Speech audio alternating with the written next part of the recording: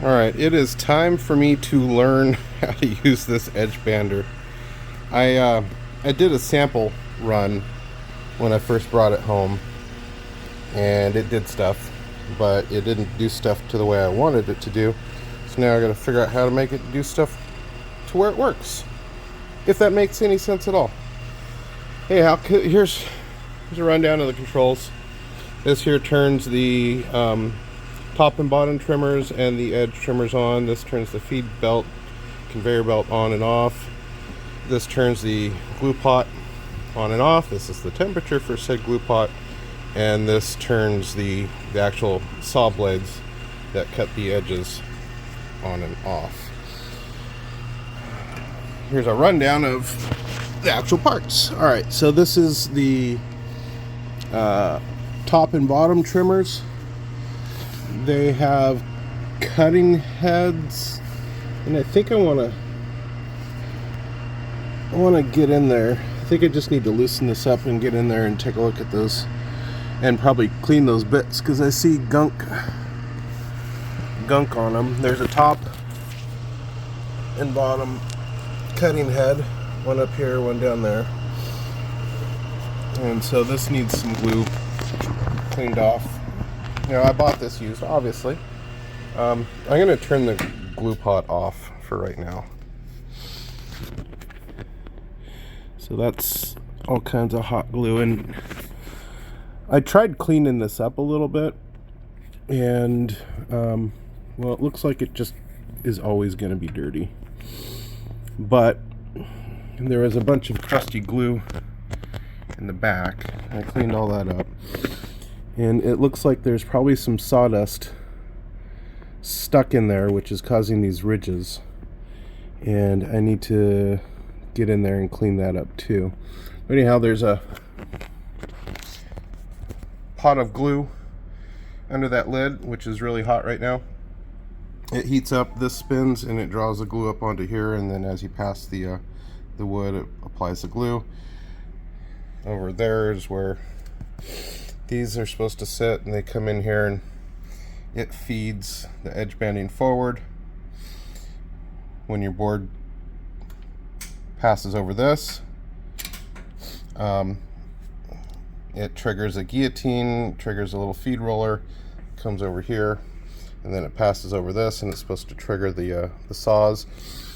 Those are not working right now because the person who had this before me I assume was replacing the belt and broke the bolt off in the shaft that holds the pulley on, and never replaced it.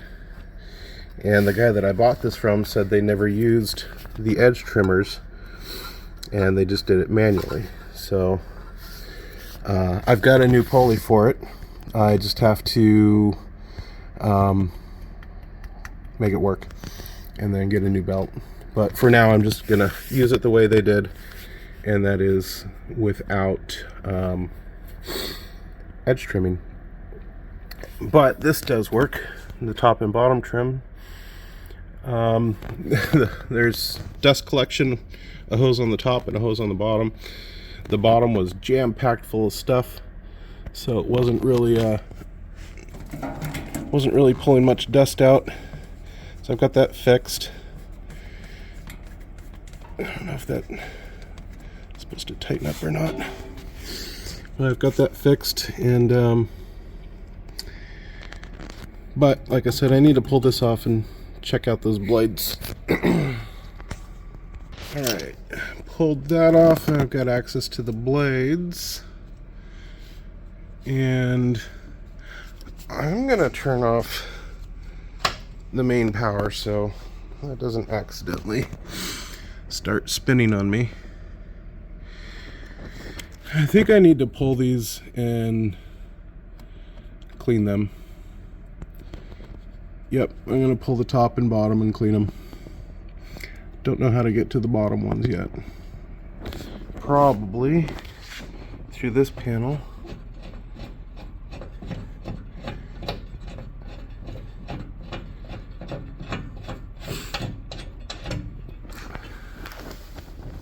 And into there. Yep, that doesn't look like fun. All right, let's get to it.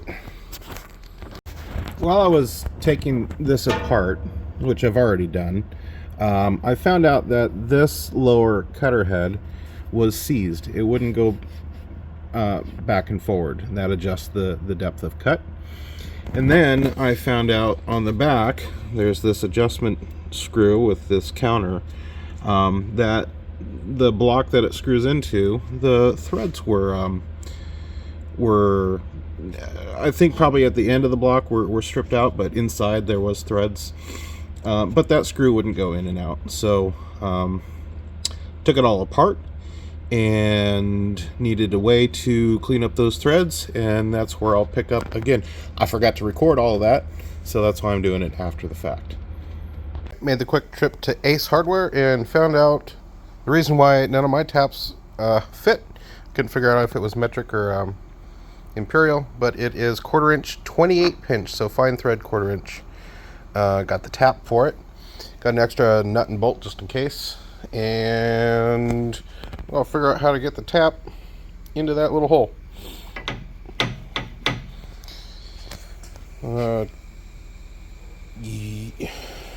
Cut. So this is what I'm going to do. I'm going to carefully go through there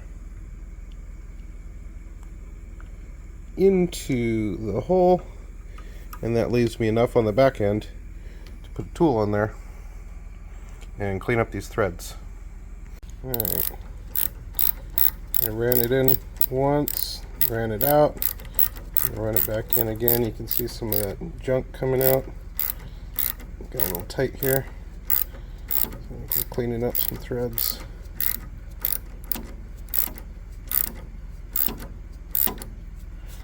I'm going to run it out.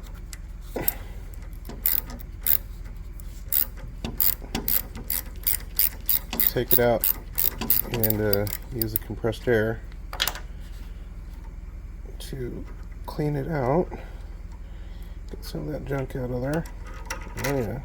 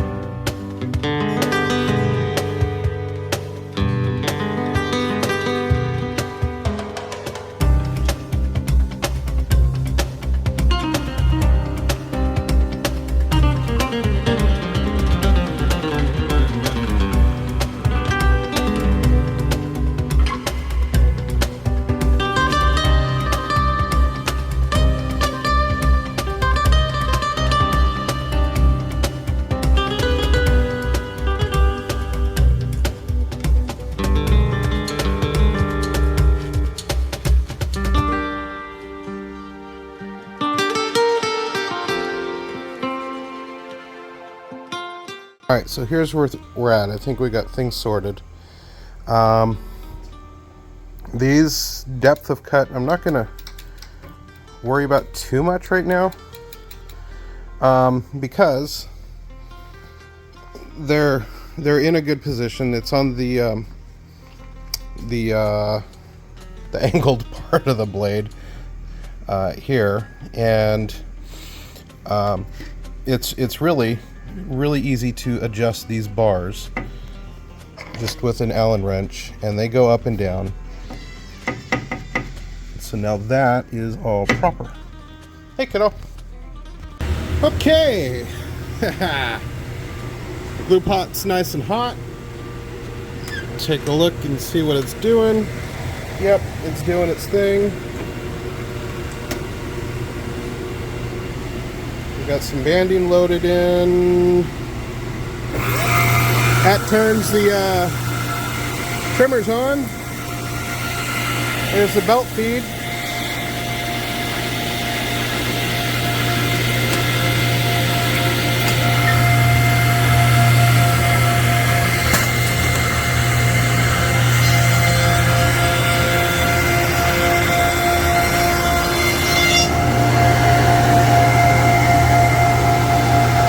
There's a piece of wood with some edge banding.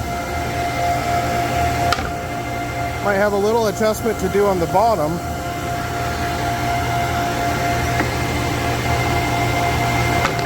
Huh.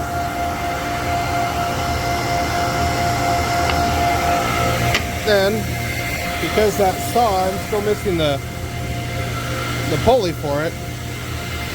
Got this guy. Go on there and that. Trim the edge. Okay. Try the other side.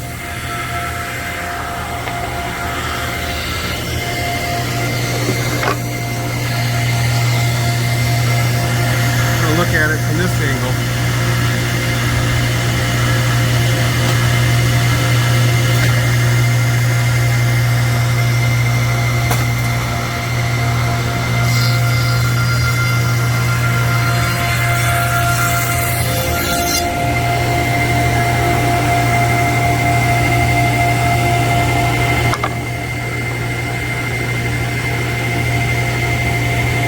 Yeah.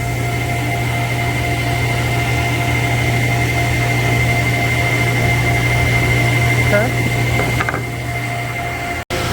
Try another piece of scrap wood.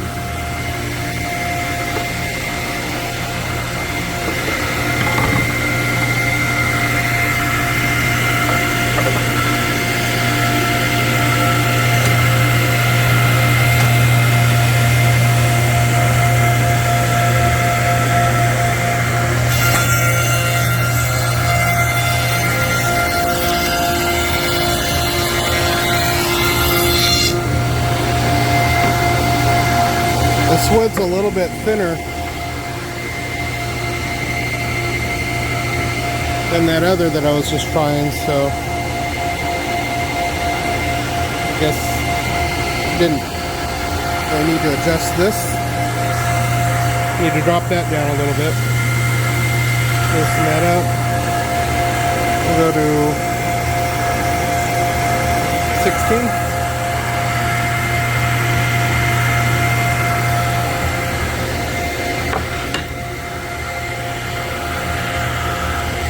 I'll try a big piece.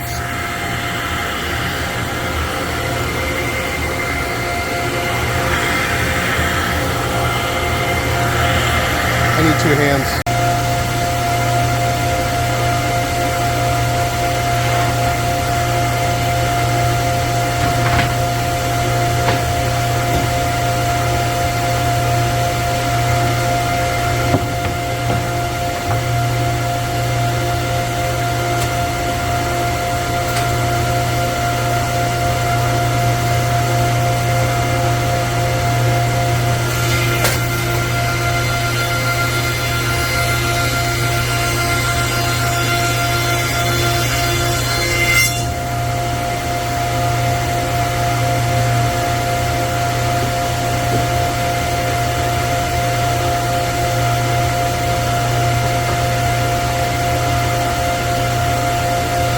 I think I have some fine tuning to do.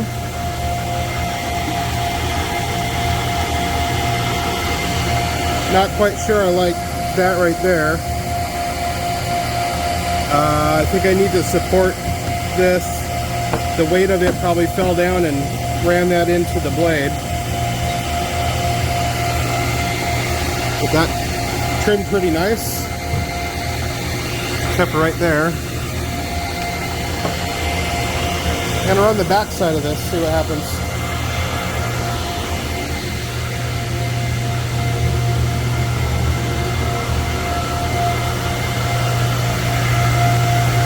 You know what I could do? Is I can lift my table up So it's flush.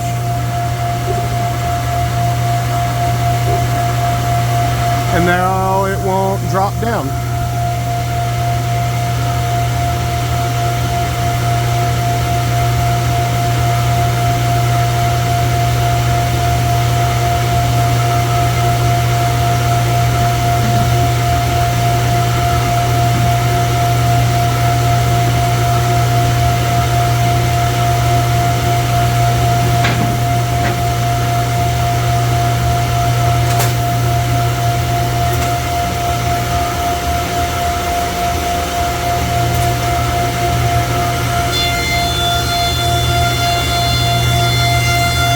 And right here is where it all goes wrong. You see that dado there on the bottom?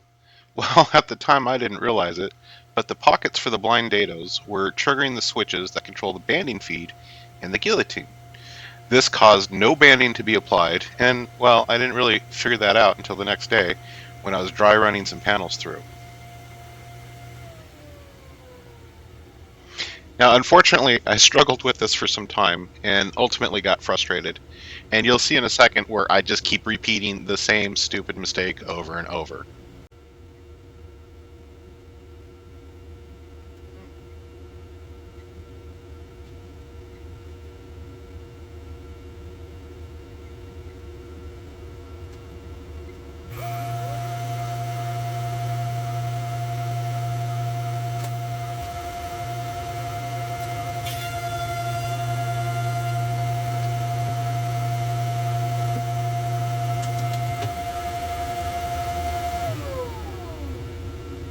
The not so funny part is that when this happens, it spreads hot glue all down the machine.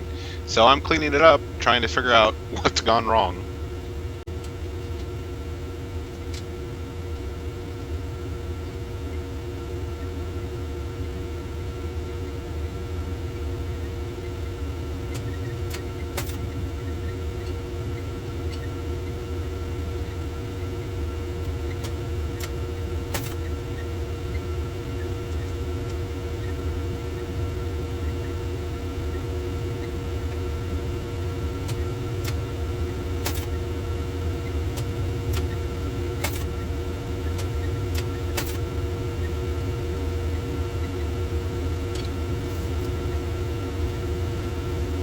No problems.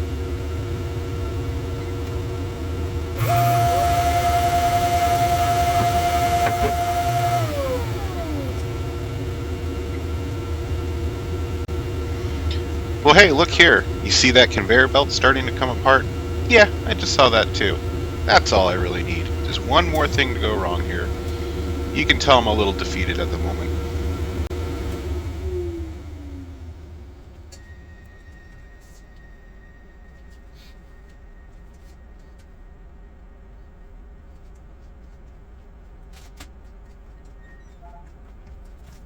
Alright, an unfortunate edgebander update.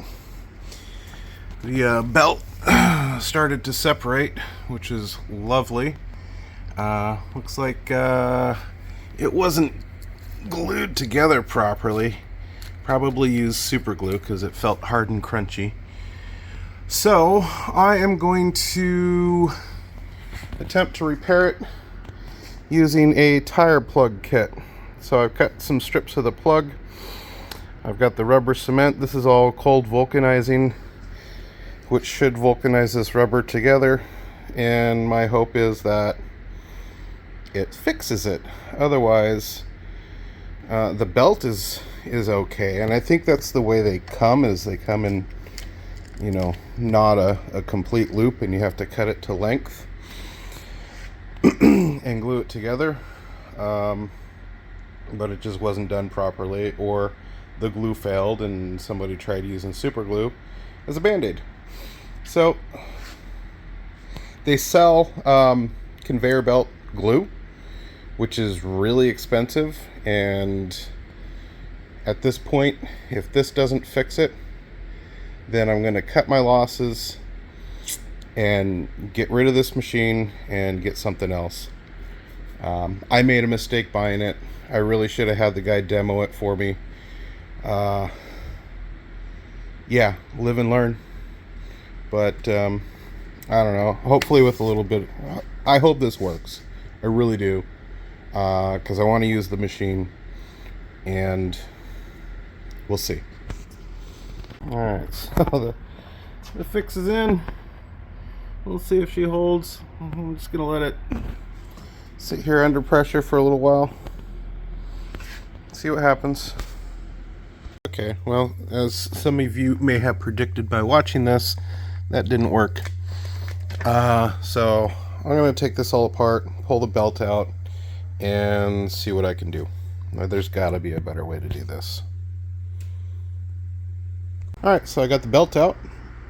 I had to, what did I have to do? Take the motor off. This shaft slips in there, goes in here. There's this rubber pulley, I guess I'm going to call it, or wheel. That key goes in there, and the belt just rides on that. This big piece of plastic, UHMW, Delaware, I don't know what the hell it is, but plastic. Bolted in here. Had to take this front pulley off and the adjustment out, and belt comes out. There's not much going on inside here. Pretty basic. So now we've got our belt, and instead of trying to get in there to do the repair, I could try to do something a little bit more permanent here. What that is yet, I don't know, but we're going to figure it out. Alright, let's take a look. And a combination of the vulcanizing rubber and that heat applied patch stuff, and I don't think that's going to work. But I did order some alligator conveyor belt stitch pins, so I'll make it work. I'll make this belt work, but I'm not gonna mess with glue anymore, because that just ain't gonna work. I'll do a mechanical fastener. Alright, it's a few days later, back in the shop. Gluing this back together is not going to work. I spent some time cleaning up the crusty super glue residue off on here, so this is now pliable again and actually can go around the pulley. But yeah, like I said, gluing this together, massive fail. Not going to work. So I ordered some belt lacing things, and we'll lace it together and see if we can make this work. Oh. Okay. So that's the piece that goes in. This is part of the tool for putting it together. I gotta figure this out.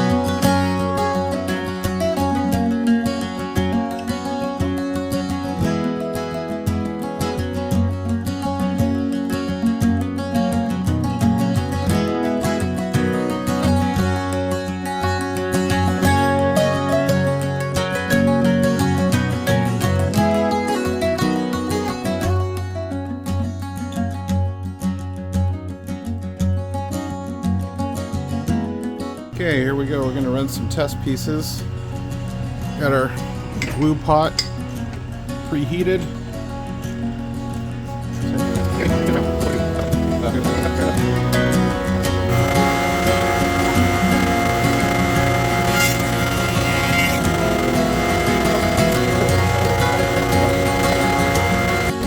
We're going to try this again.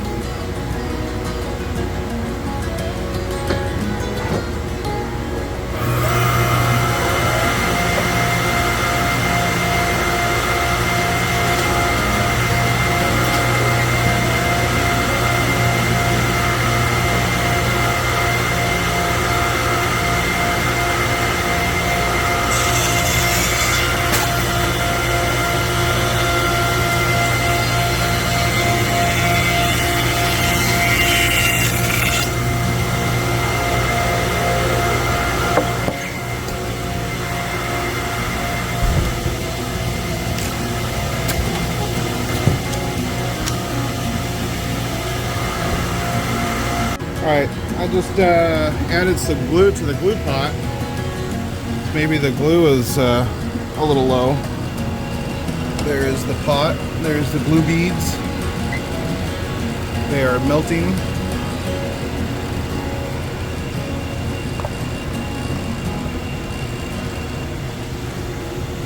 Let's take a look at the glue feeder.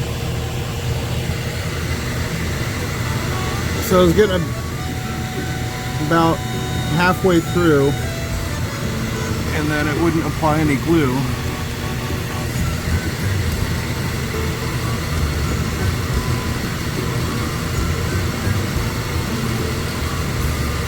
This knob here controls how much glue is on the spindle.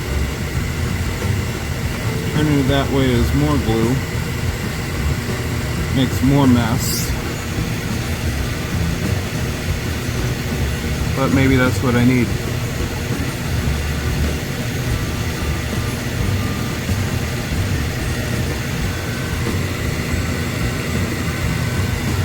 Let that pellets melt. See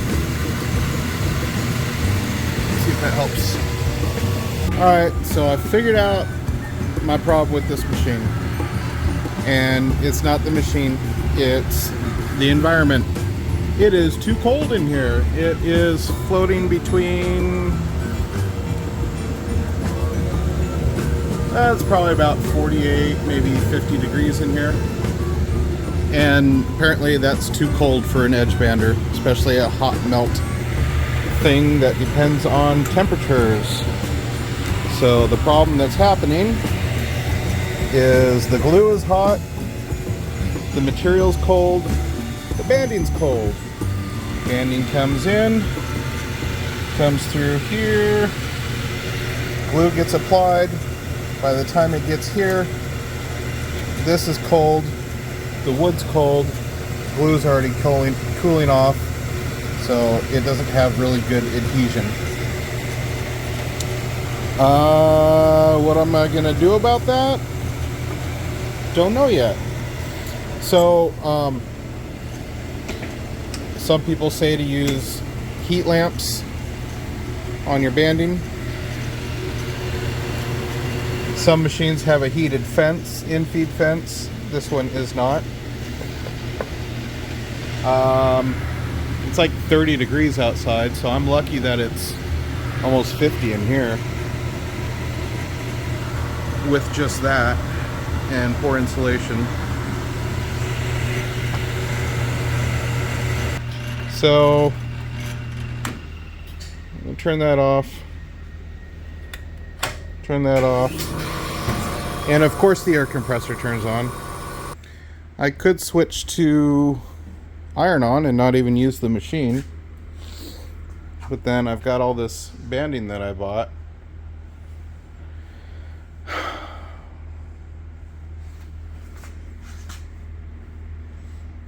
Huh. What to do? I don't know. I guess get some heat lamps. Or wait till the summer. I don't want to wait that long. Heat lamps. Although I do have a pellet stove over there. if I move this over there to where the pellet stove is and let that blast heat on the back of this, that might help. I'm gonna try that.